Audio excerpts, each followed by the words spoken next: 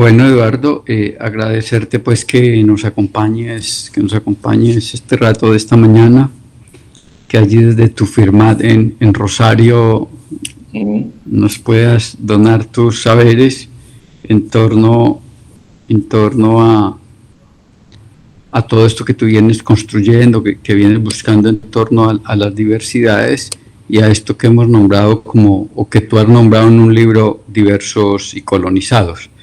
Eh, Estamos atentos a tu palabra, Eduardo. Muchas gracias por acompañarnos y bienvenido entonces. Miguel, gracias a vos por tu invitación. Sabes que para mí Manizales, la universidad, es un encuentro maravilloso siempre. Quiero mucho a Colombia, quiero mucho al eje cafetero. Sin duda he estado varias veces en la Universidad de Manizales y he disfrutado mucho de todo lo que es Colombia, de su gente, de su entorno maravilloso, de su paisaje, de su café, del lulo, el jugo, o el mango que aquí en el frío sur no tenemos estos deliciosos gustos del trópico, ¿no? Entonces, bueno, es un gusto, es una alegría y, bueno, saludo a todos los alumnos y las alumnas y, bueno, agradezco esta invitación. La idea, entonces, es que podamos charlar en relación a esta categoría de diversidad que bueno, yo diría que hace unas 3 o 4 décadas busca transformar la escuela, las prácticas escolares, las pedagogías, las didácticas, el sentido incluso, el significado, o los significados que organizan la experiencia de la escuela.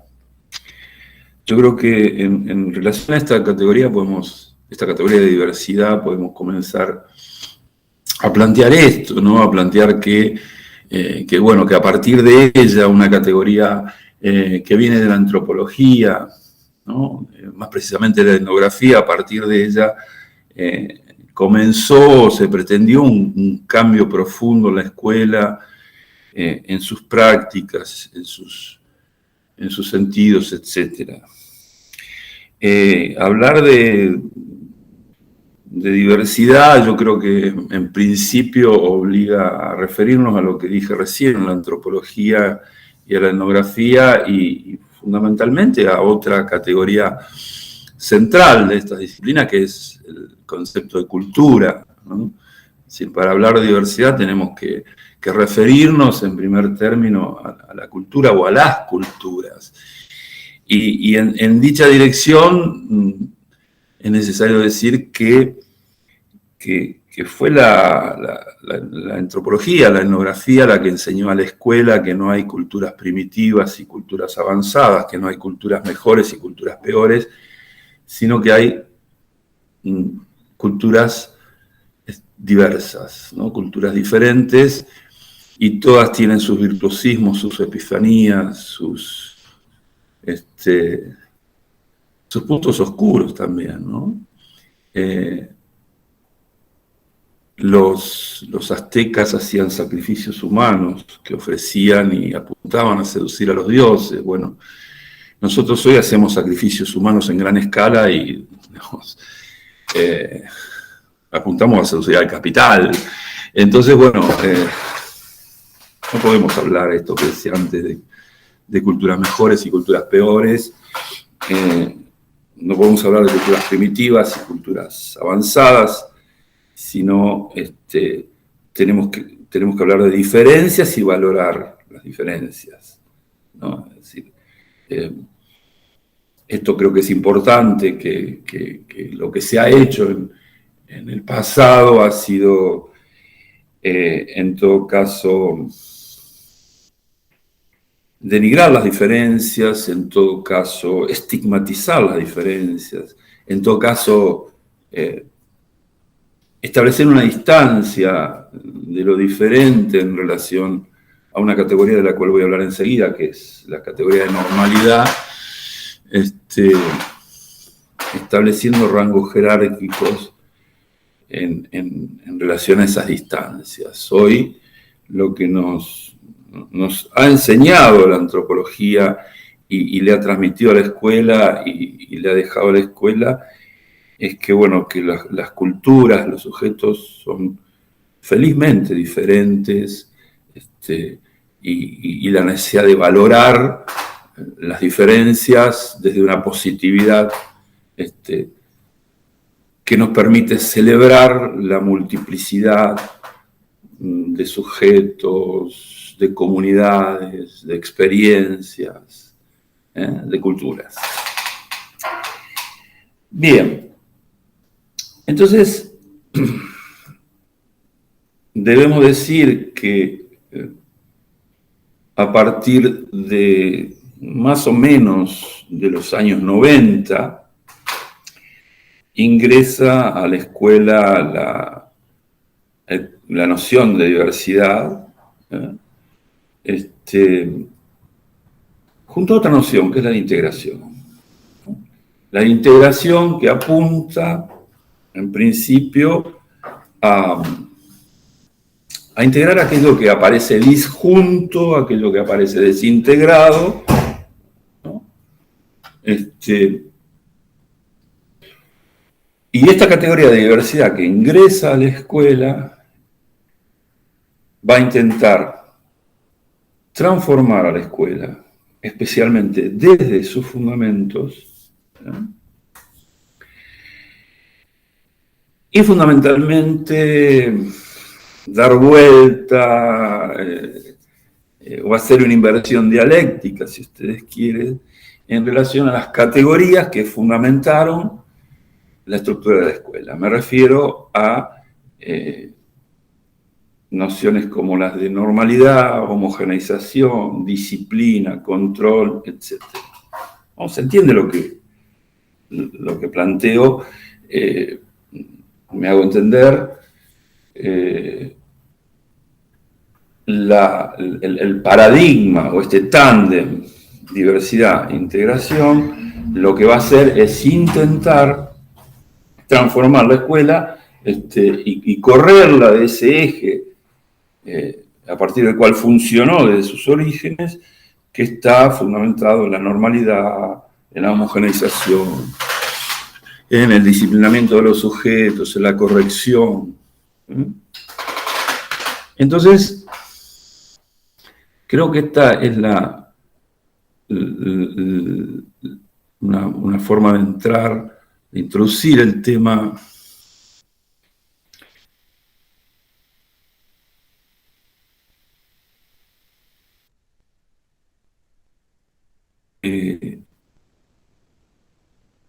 lo que tenemos que saber. Diversidad de culturas, diversidad de sujetos, ¿no es cierto? Lo que está planteando este nuevo paradigma es una escuela para todos, sin circuitos diferenciales, sin rangos de sujetos normales, sujetos anormales, niños rápidos, niños lentos, niños, ¿no? Niños enfermos, niños sanos. Lo que el gran planteo de este tándem o de este paradigma que aparece,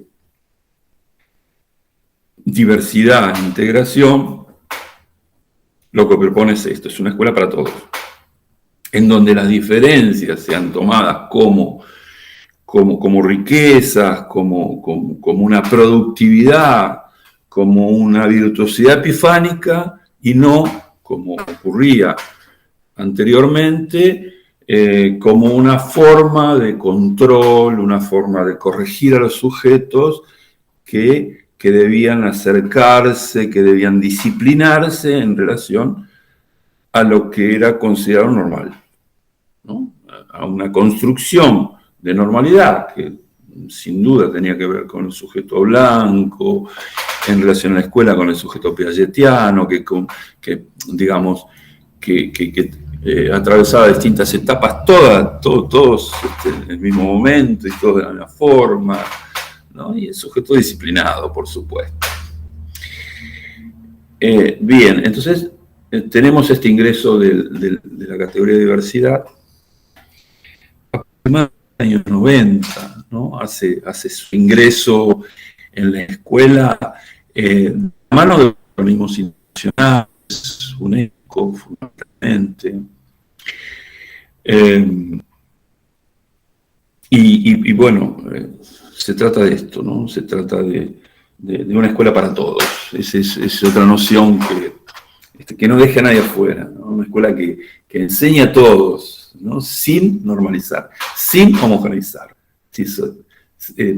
manteniendo las diferencias de las culturas, de los contextos,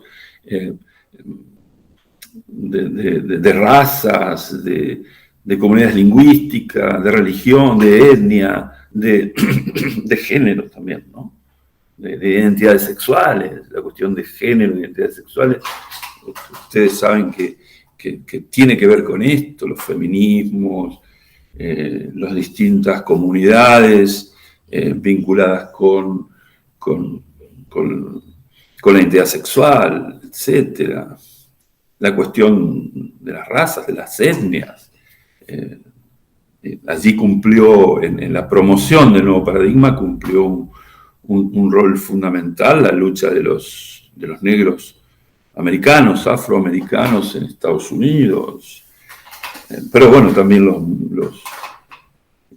migrantes musulmanes en Francia, etcétera, ¿no? Los africanos en España, es decir, todos estas luchas comunitarias, estos sujetos colectivos son los que nutrieron este movimiento que finalmente entra a la escuela, como le decía antes, fundamentalmente de la mano de los organismos internacionales y bueno, de algunos gobiernos también. El Ministerio de Educación de España, en su momento, el socialismo español apoyó también mucho esta entrada de escuela de todo el paradigma de la diversidad y la integración. Bien. Ahora tenemos que reseñar otro movimiento u otro ingreso, ¿no? Algunos años después, ¿no? Y que tiene que ver con la categoría de inclusión, ¿no? O el concepto, la idea de inclusión. Esta idea que viene de Europa, nos llega a la escuela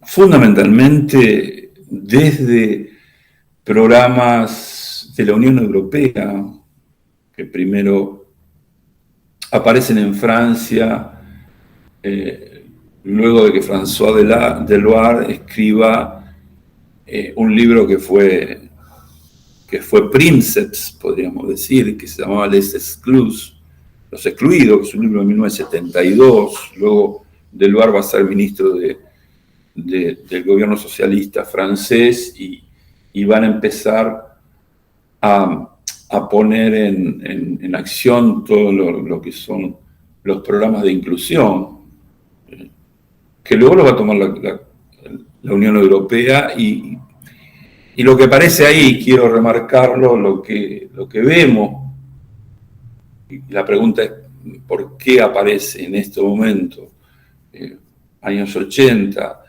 la inclusión? Y tenemos que ver que aparece la inclusión porque antes apareció la exclusión, ¿no? O en el mismo momento, en esos momentos, años 80, Reagan Thatcher, ¿no? Comienzos de un nuevo gran movimiento en la economía que fue el neoliberalismo, ¿no? Con la ruptura las anteriores expresiones del capitalismo, el welfare state, esto es el estado del bienestar, ¿no? Con las ayudas sociales, las seguridades sociales, etcétera, etcétera, que fue muy criticado en su momento, y aparece esta nueva versión del capitalismo que se llama neoliberalismo. Y bueno, más allá de meternos en una cuestión de análisis político, lo que sí sabemos que aparecieron grandes sectores de la población en situación de exclusión, ¿no? Entonces,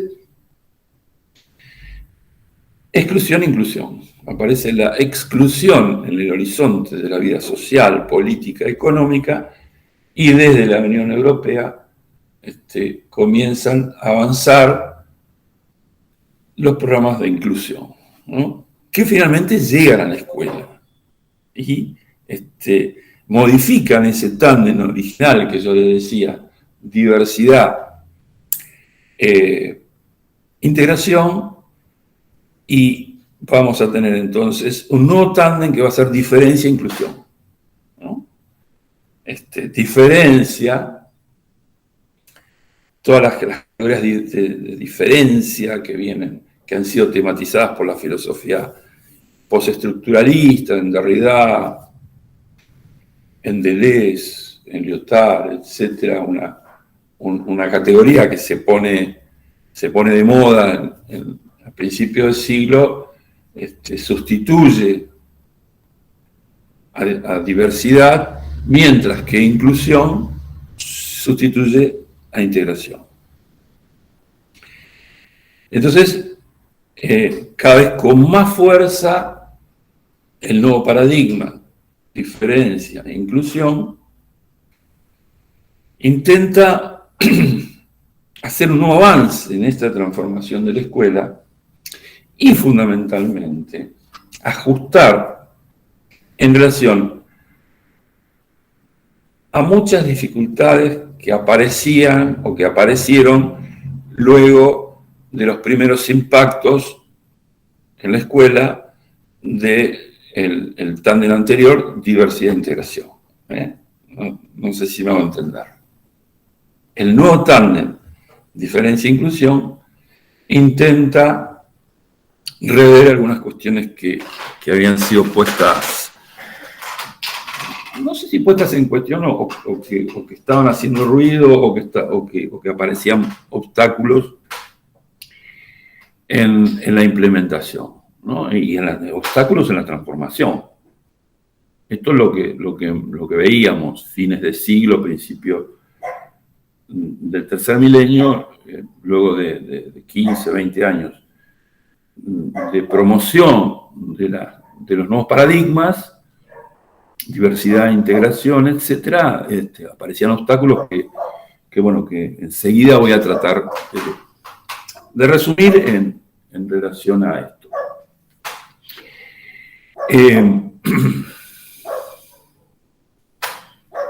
Inclusión, ¿no? Inclusión en la escuela, entonces, en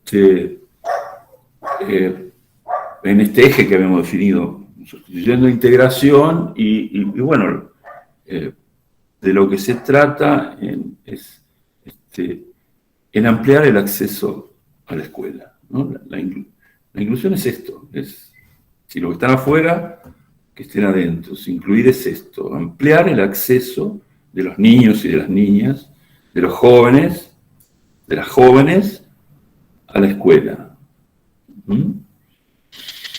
Ahora bien, allí aparecieron problemas, ¿no? Allí yo diría que tenemos problemas. En este es el punto que estamos aproximadamente a 2 décadas del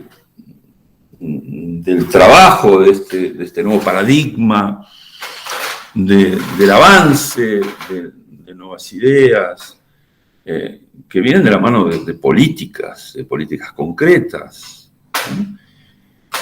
Y bueno, ¿y cuáles son los problemas que tenemos hoy en la escuela? Yo diría que no hemos hecho o o no es tan frecuente que hagamos esta reflexión, cuáles son, cuál ha sido el impacto en 2 décadas, o 3 décadas, podríamos decir, de avance de los nuevos paradigmas en la escuela. ¿Cuál es el impacto? Y allí tenemos problemas, ¿no? Tenemos que reconocer que hay problemas, que hay dificultades, y que si es posible reconocer un avance en relación a la inclusión, es posible reconocer un avance respecto a la ampliación del acceso a la escuela. Esto es innegable. Hoy no solamente los sujetos con discapacidad han ampliado su acceso a la escuela común, sino también en la mayoría de los países se ha trabajado mucho en la ampliación del acceso a la escuela secundaria. En la mayoría de los países se han planteado la obligatoriedad de la escuela secundaria. Si bien América Latina o en general los países han tenido prácticamente a toda su población hacia mitad del siglo XX, prácticamente toda su población en escuela primaria, la escuela secundaria ha sido una deuda, y a principios de este siglo, yo diría que la mayoría de países han avanzado hacia la obligatoriedad de la escuela secundaria, es decir, la inclusión de todos y de todas los chicos y las chicas en el segundo nivel, ¿no? Esto es innegable. Esto yo creo que es un punto que se ha notado este paradigma y que lo tenemos que anotar en relación a esto de la transformación de una escuela que en ciertos niveles todavía seguía teniendo niveles elitistas, seguía construyendo circuitos diferenciales para los ricos, para los pobres, seguía construyendo trayectorias diferenciales para quienes iban a llegar a la universidad, para quienes se quedaban y decantaban en el mundo del trabajo, y siempre generalmente definido por prerrogativas de clase, de género, de color, etcétera, ¿no? Esto es necesario reconocerlo, ¿no? Como también, y acá doy un salto, creo que es necesario reconocer que hemos tenido y que tenemos dificultades grandes dificultades para avanzar en la construcción de lo que se ha llamado una escuela de las diferencias, ¿no? O una pedagogía de las diferencias, ¿no? Es decir, retomo, en este tándem que yo he situado, inclusión, diferencias, en el primer elemento del tándem de la inclusión hemos avanzado. Ahora, tenemos en el otro elemento del tándem esta cuestión de las diferencias, esta cuestión de una escuela para todos, de una escuela más justa, de una comunidad de iguales, en el sentido de iguales en las diferencias. En esto creo que tenemos grandes problemas. Creo que en toda América Latina, sin duda con bemoles, con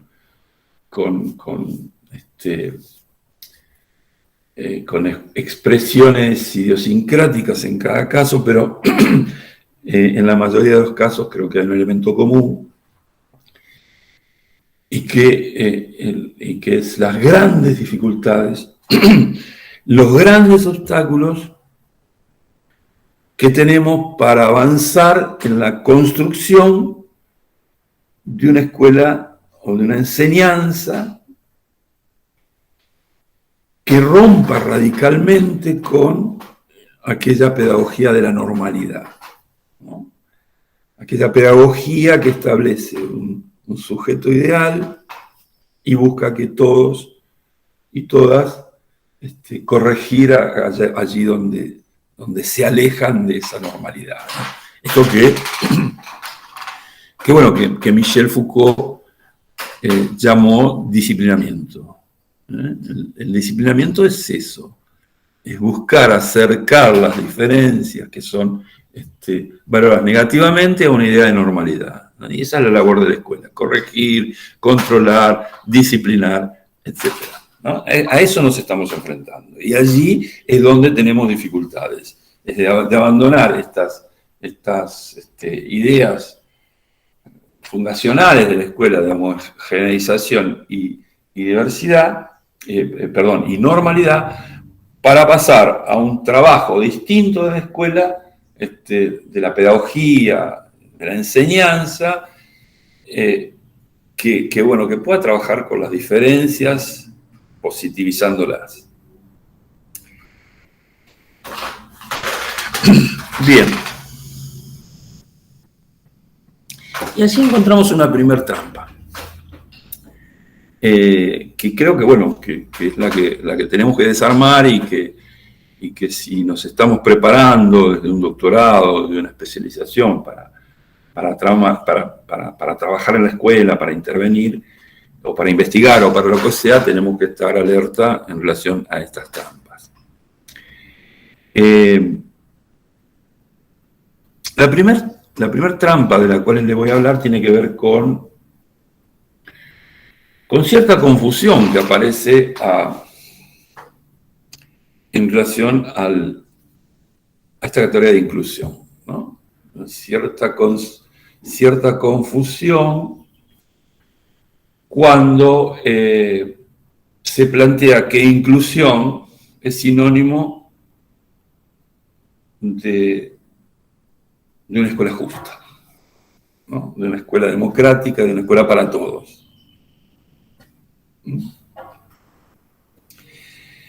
Esto me parece que es un malentendido generalizado. Un malentendido que atraviesa a los sistemas educativos, que atraviesa las investigaciones. Hace poco estuve revisando una tesis de doctorado que planteaba la diversidad y la inclusión como antídotos ante la violencia. Y aquí hay que desbaratar esta trampa. Es decir, inclusión no es sinónimo de una escuela para todos, de una escuela más justa, de una escuela más democrática, de una escuela que deje de construir rangos de sujeto, que deje de construir trayectorias diferenciales, etc. Son sinónimos. A ver, que nosotros ampliemos el acceso a la escuela, aunque que en la escuela común puedan educarse los niños y las niñas con discapacidad, que puedan ingresar sectores populares que en otros momentos de la historia no ingresan. Esto decimos, está muy bien, pero no es sinónimo de una escuela más justa, no es sinónimo de democracia. Es decir, es posible que ampliemos el ingreso, pero que sigamos con una escuela que no es justa, con una escuela que siga construyendo circuitos diferenciales, que siga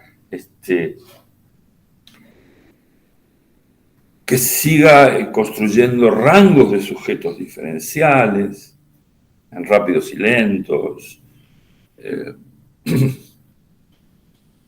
normales y anormales. Esto es posible. De hecho, es lo que ha ocurrido, ¿no? en estos 20 años. Entonces, la primera trampa que es necesario desarmar es esta, es decir, inclusión. Bueno, está bueno, está muy bueno que puedan ingresar todos, que puedan, todos y todas, ¿no? Que podamos ampliar ese acceso, que nunca es total, nunca es total. Pero esto no termina la cosa. Esto no nos garantiza que cuando nosotros tengamos a los chicos adentro, podamos estar transformando el antiguo normalismo, podamos salir de la antigua estructura de la escuela, de la normalización, etcétera, etcétera. No nos garantiza.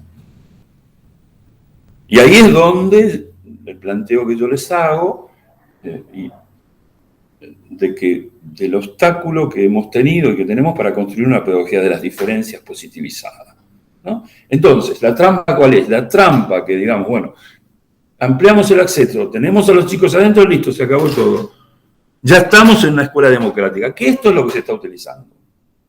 A ver, esta es la nueva creencia que, digamos, que se ha armado en relación a la escuela y a los nuevos paradigmas, que la inclusión es el antídoto contra todos los antiguos males, y no es así. Es decir, podemos incluir y podemos seguir teniendo una escuela injusta, una escuela que construye circuitos, una escuela que homogeneiza, o una escuela que, como dice Ignacio Calderón Almendro, un colega español, excluir en la inclusión, ¿no? Él, bueno, dice que es posible excluir en la inclusión, que haya excluidos en un contexto en el cual se ha previamente prometido la inclusión. Bien, entonces, esta es la primera trampa que creo que tenemos que desarmar, ¿no? Inclusión no es sinónimo de igualdad, no es sinónimo de justicia educativa, para nada. No nos podemos quedar ahí. La ampliación del acceso a la escuela es necesario, es bienvenido, hemos avanzado allí, pero no podemos quedarnos allí. Y no puede oscurecer esto, que hoy la escuela tiene una deuda pendiente con el mundo, con la sociedad, que es poder construir realmente una pedagogía de las diferencias, una escuela de las diferencias, que positivice las diferencias, que utilice las diferencias para enriquecer la cultura y la experiencia de la escuela. Bien. Primera trampa, entonces. Hay otra trampa, y que es compleja y que tiene más que ver con... Las dos tal vez tengan que ver con el título que les he propuesto, esto de diversos y colonizados. Pero esta segunda trampa es más compleja. Por ahí luego podremos charlar, no sé si tendremos luego algún momento para conversar, para un diálogo. Pero esta segunda trampa tiene que ver con lo que yo les decía antes, ¿no? Cuando les comenté cómo apareció la noción o la categoría de inclusión, y les dije, bueno, hubo inclusión porque antes hubo exclusión. Y entonces esta segunda cuestión, este segundo obstáculo o trampa tiene que ver con este contexto que les acabo de describir, ¿no? Los contextos de exclusión, que tienen una fecha precisa de surgimiento en la historia del mundo, ¿no? Años 80, sin duda, les decía, Margaret Thatcher y Ronald Reagan, y bueno, lo que vino después, este neoliberalismo, que ha dejado saldos que tienen que ver con poblaciones en situación de exclusión, ¿no? Donde A nadie le interesa que millones de familias, de niños, de niñas, se queden sin Estado, se queden sin casa, se queden sin trabajo, etc.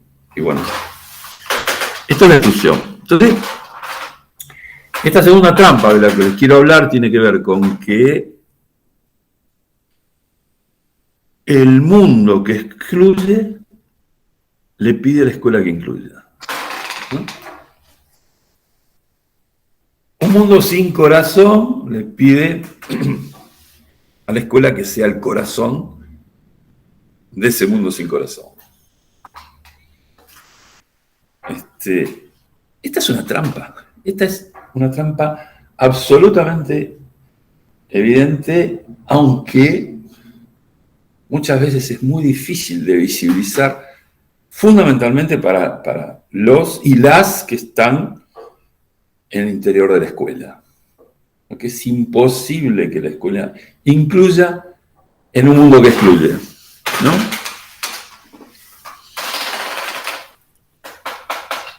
Pero la cuestión no termina ahí. Lo que me interesa es que veamos los efectos de este imposible en la escuela, ¿no? Este imposible que en realidad es el fracaso de la inclusión. Esto es lo que tenemos que hablar, del fracaso de la inclusión, ¿no? Y de culpar a la escuela del fracaso de la inclusión, de la escuela o de la enseñanza en general, podríamos decir. Lo podríamos plantear también para la universidad, lo podemos plantear también para el colegio, etcétera, ¿no? Retomo, es imposible incluir en un contexto político, económico, social que excluye, ¿no? Esto cifra el fracaso de la escuela en todo sentido, en todo sentido.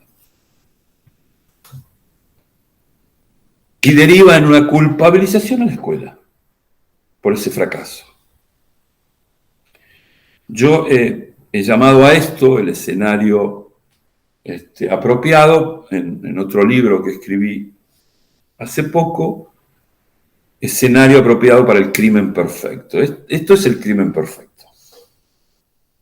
¿El crimen perfecto cuál es? Es culpar a un inocente de un crimen que no ha cometido de forma tal de que todo el mundo crea en la culpabilidad del inocente, el inocente incluido.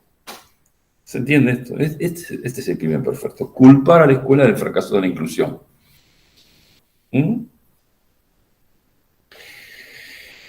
Y esto ha tenido impactos tremendos en la escuela, ¿no? Impactos que tienen que ver con la inmovilización de la maestra, del profesor, con la desorientación, con el hastío, con la desazón.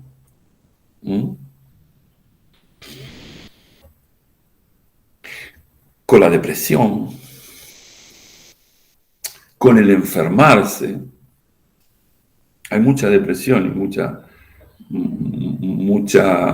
mucha enfermedad en la escuela.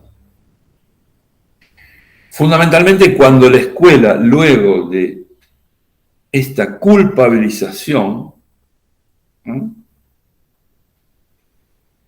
Las pruebas, bueno, acá en la Argentina las pruebas a aprender, pero bueno, las PISA, etcétera, tiene mucho que ver también con esto. La escuela, luego de esta culpabilización por el fracaso, entra en estado de duda primero y luego en estado de culpa. Desorientada, culpabilizada, en desaliento, en desazón, etc. Estado de duda. Pierde sus referencias. El profesor, la maestra pierden sus referencias. Enseño bien, enseño mal. Incluyo, integro, ¿qué hago? Hago bien, hago mal. Pierde sus referencias. Pierde sus saberes. Duda de sus saberes. Estado de culpa, ¿no? Estado de culpa que lo lleva a esto que les decía, que no es cómodo, que no lo que no lo sostiene, que lo deprime y que lo enferma. Y en ese estado de duda y de culpa, el planteo que hacemos en este libro de lo cual les estoy hablando, digamos, la escuela es tomada como rehén. La maestra y el maestro, etcétera, son tomados como rehenes. Este es el título de mi libro, La escuela como rehén se llama. Crónica de un crimen perfecto. Si a alguno de ustedes le sirve, se les puedo mandar un PDF. O posiblemente esté en la biblioteca de Manizales. Este es el impacto de este imposible del cual les hablé al principio, que es imposible incluir en un contexto que excluye, y culpabilizar a la escuela por el fracaso de la inclusión o por el fracaso de la enseñanza, es entonces inducir a la maestra, al docente, etcétera, en este estado de culpa, en este estado de duda. Y en esa situación, en ese estado de culpa y estado de duda, es tomado como rehén. La escuela o la maestra, el maestro, son tomados como rehenes. ¿Rehenes de quién? De los especialistas de turno y de los formadores.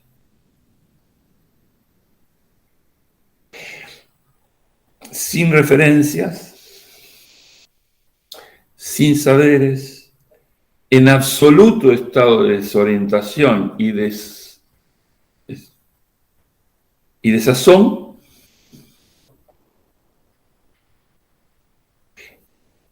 el maestro, que ya no sabe, es combinado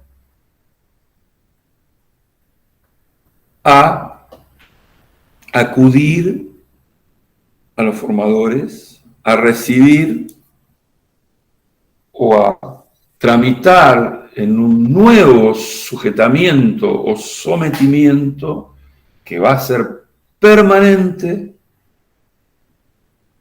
va a tramitar ahí una relación de sujeción, es decir, va a recibir ese saber que no tiene, ese saber que le falta, de otro que lo tiene. No vamos. Entonces, allí se elabora una nueva forma de sometimiento que es muy paradójica. ¿Por qué? Porque hoy ese nuevo amo, y ahí está el corazón de lo que quiero decirles, nos domina o nos coloniza con relatos descolonizadores. Ahí hay un mecanismo muy sutil, ahí hay una trampa muy difícil de evadir, que tiene que ver con esto, que hoy el amo nos domina con los relatos libertarios, ¿no? Hoy recitamos a Freire, hoy recitamos a Marx, recitamos a Freud, recitamos a Foucault, a Derrida, a Baudrillard, a Lyotard. Es decir, todos estos nuevos relatos que surgen de una filosofía libertaria, de una filosofía que rompe con la metafísica, con un pasado oscurantista, etc. Hoy son los relatos que escuchamos en el corazón de nuestras universidades neoliberales y digamos, que utilizan esto como formas pedagógicas consagradas, ¿no? Este mecanismo es es difícil de entender, pero tiene que ver con esto que les decía y que les proponía el título, diversos y colonizados. O que dicho de otra manera, como ya se los he dicho, y los lenguajes de poder, como le gusta decir a Miguel, ¿no? Como nos dice tan bellamente bien en sus libros, hoy los lenguajes de poder nos colonizan con los relatos descolonizadores. Esta es una trampa muy sutil y muy difícil de desarmar. A veces pienso que esto tiene que ver con lo que dice este filósofo surcoreano,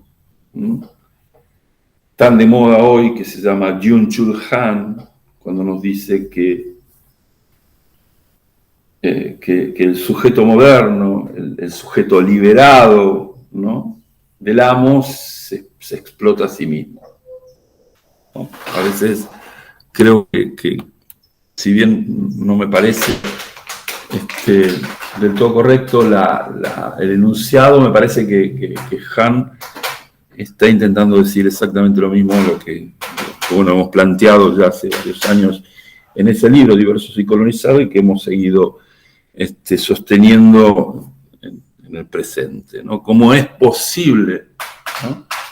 Creo que lo que dice Han es cómo es posible dominarnos mientras creemos que somos libres, que no hemos liberado de las ataduras, de los sometimientos, de los amos, etc. ¿No? Creo que se trata de esto. Bien, yo voy a cerrar estos comentarios para dar paso a la conversación entre nosotros con un pequeño señalamiento en relación a esto que he marcado sobre las dificultades que tiene la escuela, la enseñanza en avanzar hacia una escuela de las diferencias positivizadas, reconocidas, etcétera, o hacia una pedagogía o hacia una didáctica de las singularidades, si ustedes quieren, ¿no? Uno de las grandes dificultades que nosotros hemos visto, por lo menos en Argentina, en las investigaciones que hemos hecho, las más recientes, tiene que ver con que hemos perdido de vista, con todas estas nuevas orientaciones, que el aprendizaje en la escuela o en el colegio o en la universidad es una experiencia de lo común. Esto lo hemos perdido de vista. Si se habla de comunidades de aprendizaje, el aprendizaje en la escuela es un aprendizaje de lo común, ¿no? Es un aprendizaje en comunidad. Tiene que haber algo de lo común para que podamos armar un grupo de aprendizaje en este caso, sea en la universidad, como le decía, sea en la escuela primaria o en la escuela secundaria. Tiene que haber algo de lo común que aglutine, que haga grupo, que haga comunidad.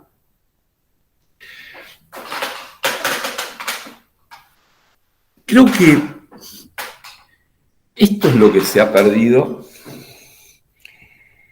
en esta, digamos, en este devenir de los nuevos paradigmas, de las nuevas nociones, de las nuevas categorías. Creo que esta certeza de pensar la enseñanza como una experiencia de lo común se ha perdido y se ha avanzado hacia cierto fundamentalismo de las diferencias, ¿no? Es decir, donde lo que se pierde es la posibilidad de sostener la tensión que existe entre lo común y las diferencias. Esto debe estar permanentemente en tensión. No podemos, ¿no?, liberar uno para dejar el otro, o al revés, liberar el otro para dejar uno. No podemos estar pensando solo lo común porque estaríamos en el paradigma homogeneizador no podemos estar pensando solo en la diferencia, porque estamos en un paradigma que yo llamaría fundamentalismo de las diferencias, ¿no? Y esto nos ha traído muchos problemas. Esto yo creo que es uno de los grandes obstáculos que tenemos hoy en la escuela, fundamentalmente en la escuela primaria, también en la secundaria, que sin duda va a impactar o ya está impactando en la universidad, ¿no?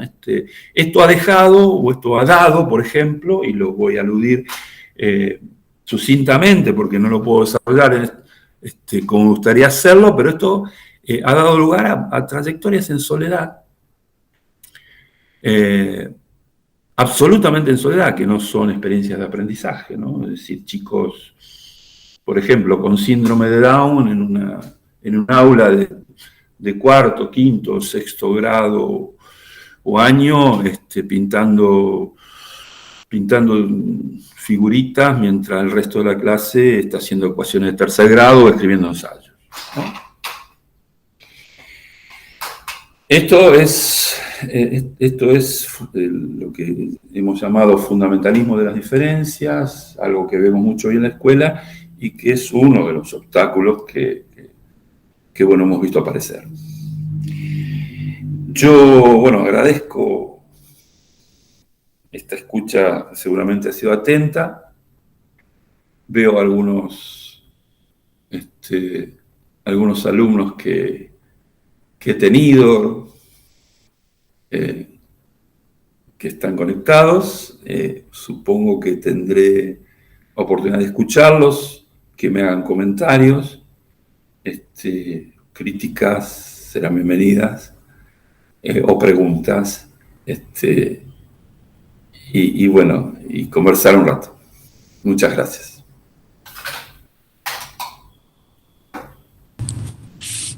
Muchas gracias.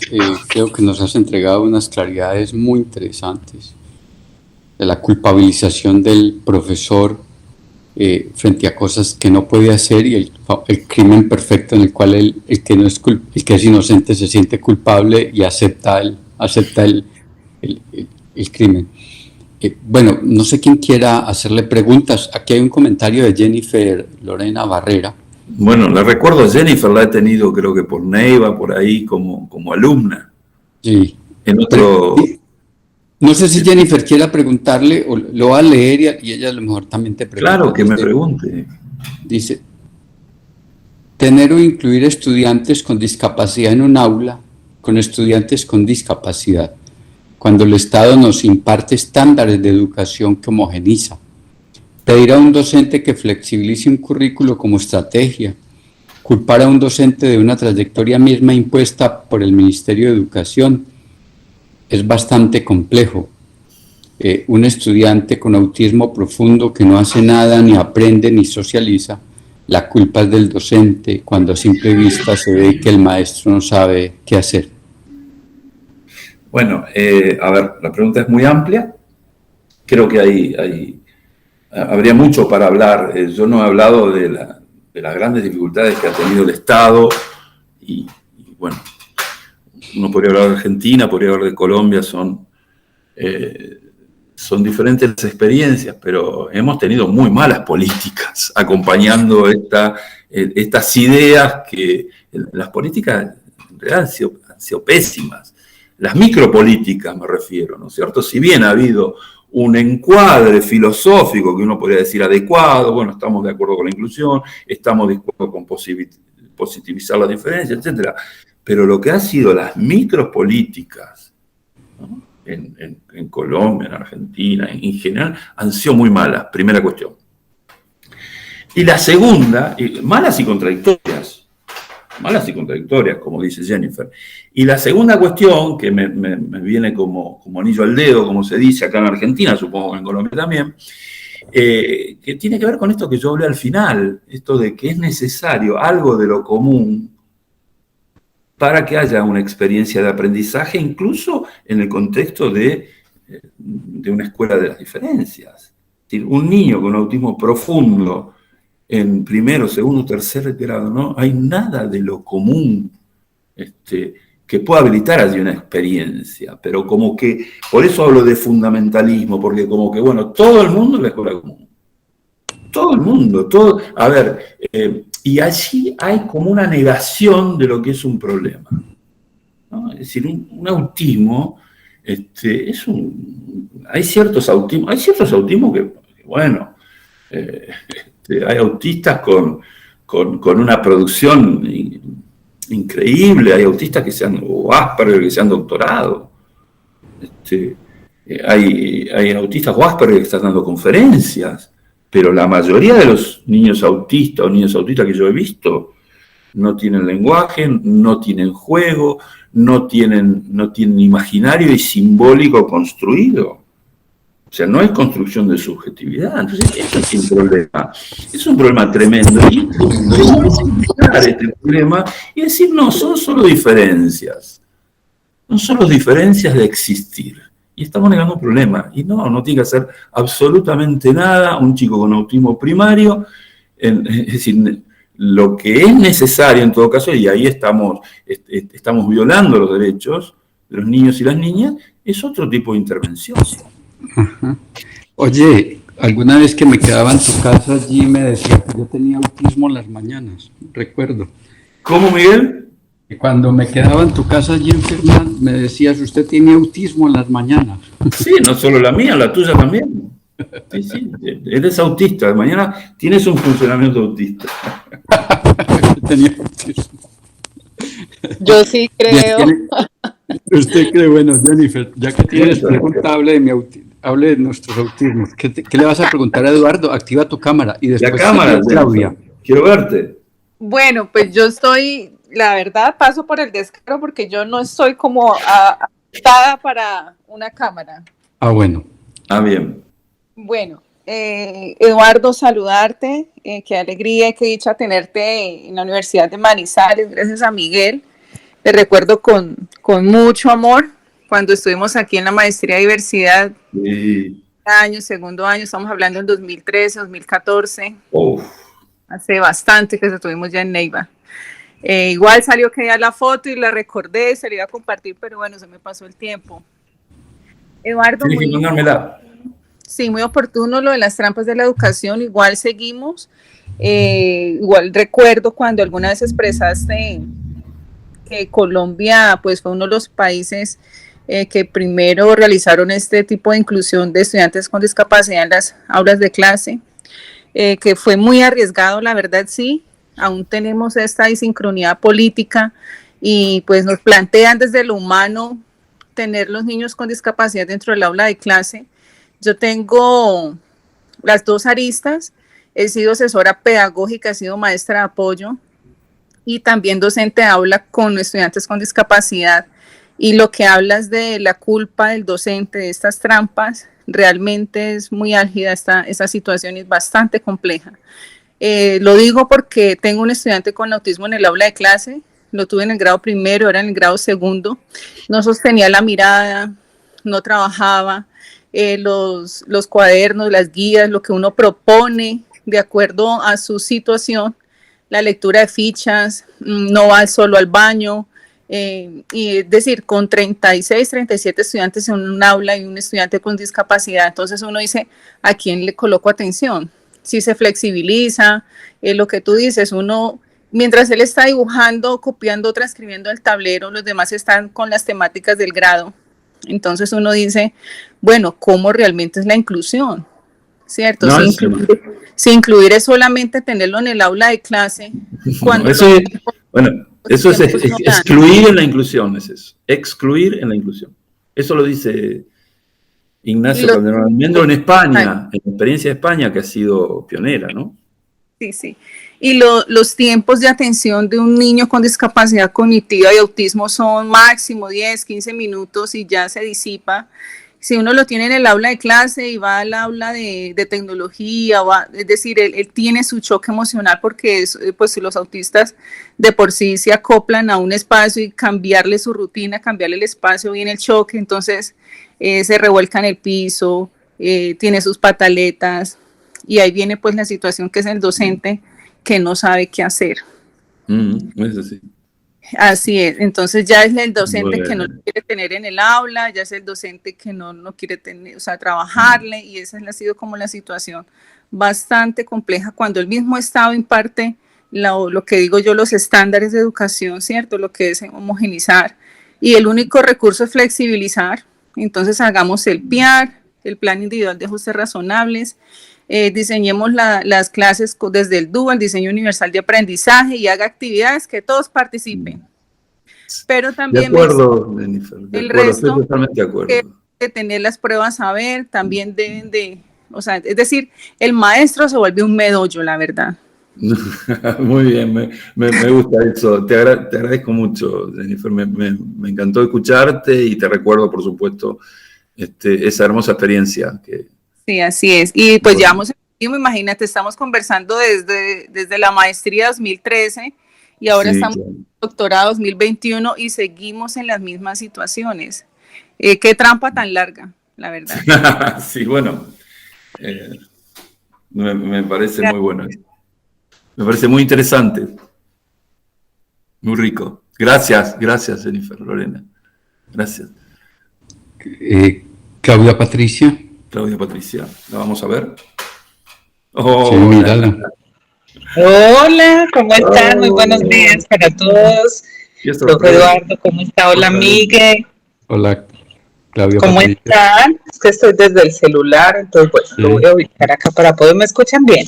Sí, te vemos y te escuchamos muy bien. Ok, qué rico. Te vemos mejor que al autista del Eduardo. El Eduardo está por allá medio borroso. No, pero se te ve bien, Eduardo, se te ve muy bien. Qué rico volver a escucharte. Siempre es agradable. Además, escuchar que tienes ahorita otros textos, ¿cierto? Que vamos a poder, ojalá muy pronto, leer, ¿cierto? Analizar un poco desde esta perspectiva que nosotros tenemos en nuestro país también. Bueno, allí yo escuchándote y escuchando también un poco a mi compañera Jennifer, bueno, y no solo a Jennifer, yo creo que en estas semanas, escuchando a varios de los profes en algunos de los seminarios en los que he estado, en ese dilema de lo que es la integración, la inclusión, en perspectiva de responder a esa diversidad de una escuela para todos y a esa diversidad de todos los estudiantes, ¿cierto? Pues no es fácil. Y no es fácil porque yo sigo pensando que tenemos una mirada muy normatizada, ¿cierto? Muy centrada en la norma, que nos hemos quedado allí. Lastimosamente ha sido así, Jennifer lo decía, hace más de 10 años estamos en todo este proceso, y lo digo pues desde la maestría, pero sabes que con esa mirada tan normatizada, y luego a nivel de Colombia, hemos avanzado porque aunque en Colombia las normas siempre han estado allí, las leyes, los decretos han estado allí para un grupo poblacional específico, lo que ha permitido en ese primer aspecto que tú reconocías muy bien, no solo en Colombia, puede ser cierto, en Latinoamérica y otros países, cuando hablamos de inclusión, claro, es que los chicos, los niños y las niñas con unas características particulares estén hoy en las instituciones educativas.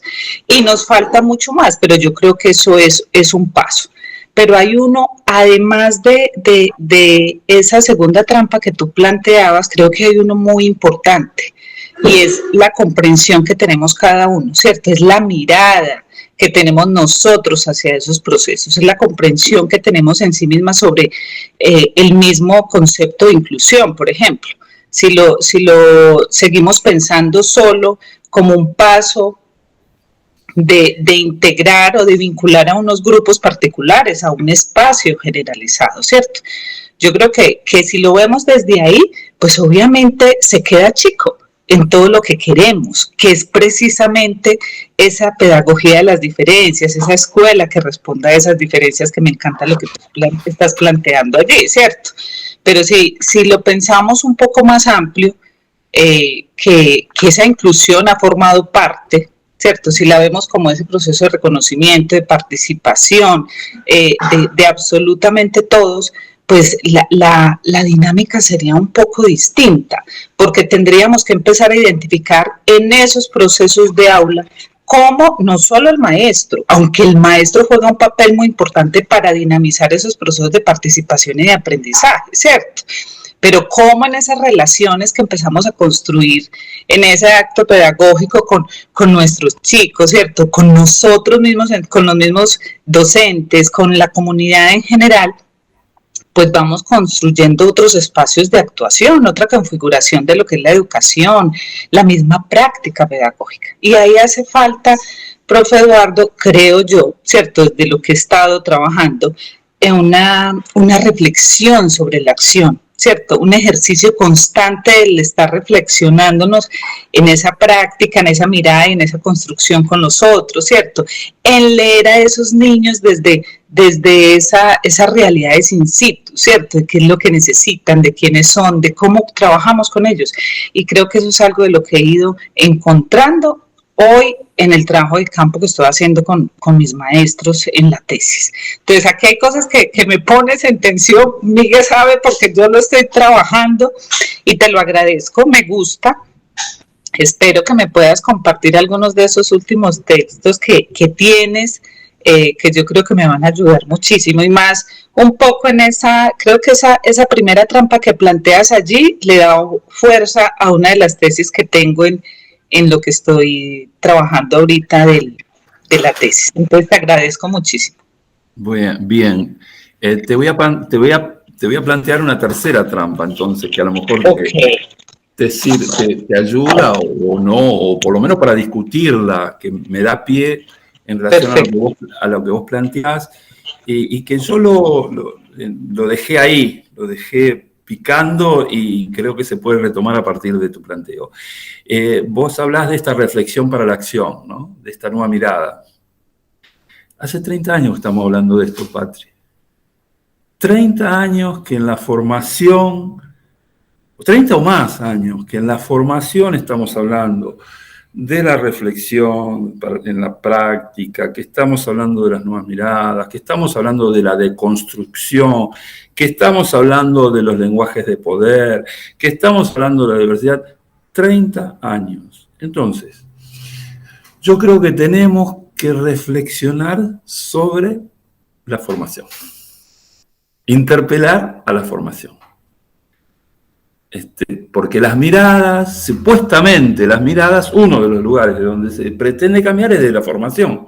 A menos que digamos que la formación, y esto es lo que intento decir cuando nos colonizan con los lenguajes descolonizadores, que la formación es un instrumento más de sometimiento, de que no pensemos, de que no reflexionemos. Es decir, no pensemos, no reflexionemos, ¿no?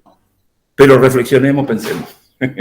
Edu, sí, dime. Edu, te puedo hacer ahí antier estuvo con nosotros Sergio Emilio, ¿no? Que tú lo conoces. Sí. Manosalva. Hace poco.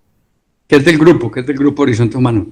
Él ha dicho que lo primero que un Estado dictatorial hace es echar mano a la educación para incluir lo que quiere en la formación de sus gentes. Es decir, que la formación siempre es un instrumento de sometimiento y en el cual, nos decía él, pues es mucho más evidente en estados dictatoriales, pero que no es que los que hablan de democracia no estén haciendo lo mismo.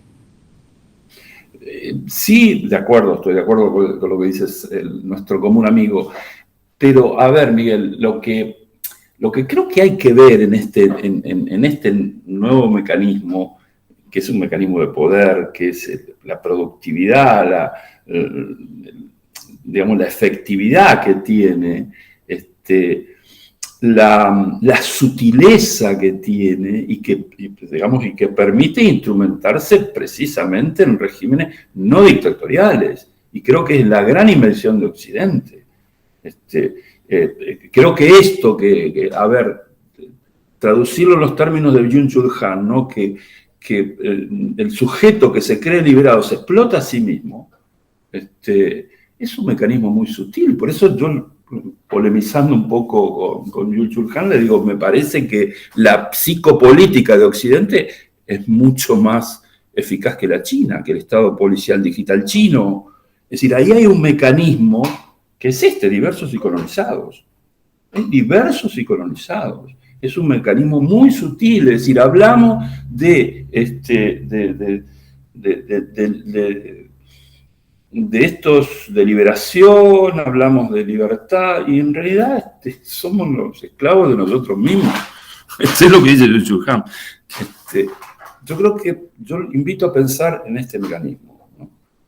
Y por otro lado, y volviendo a lo de Claudia Patricia, bueno, repensemos la formación, porque hace 30 años que venimos diciendo esto. La reflexión-acción, la investigación protagónica, reflexionar sobre nuestras prácticas, comunidades de aprendizaje. Bueno, no quiero cansarlos, no quiero aburrirlos. Pero bueno, ha sido muy lindo encontrarme con ustedes, verlos, verlas, y ojalá podamos estar por allá el año que viene. Aquí lo esperamos, Eduardo, con los brazos abiertos en Manizales. Amo Manizales. Pereira, por supuesto, también ahí la ciudad de Miguel, pero ojalá podamos estar el año que viene, ya en presencial, tomando esos tintos riquísimos, esos jugos. El segundo amante del jugo de lulo, después de Eduardo de la Vega, es el argentino que transmite ciclismo. ¿Ah, sí? Mario Sábato dice que es el jugo que debieran de exportar por todo el mundo. Es el segundo argentino que encuentro amante del jugo de lulo. Me encanta, sí. Bien, ¿alguien más tiene algo más para decirle a Eduardo? Bueno, entonces les pido que quienes estamos prendamos la cámara para aplaudirlo y agradecerle. Y Eduardo, muchas gracias por estar aquí, por acompañarnos. Y si pueden prender la cámara para aplaudirlo, pues muchas gracias. Si no, pues agradecerte, Eduardo, y nos encontramos gracias, en estos días. Un abrazo. Ahí está, Wilmar. Gracias a ustedes. Para mí una hermosa mañana, un hermoso regalo. Miguel, muchas gracias.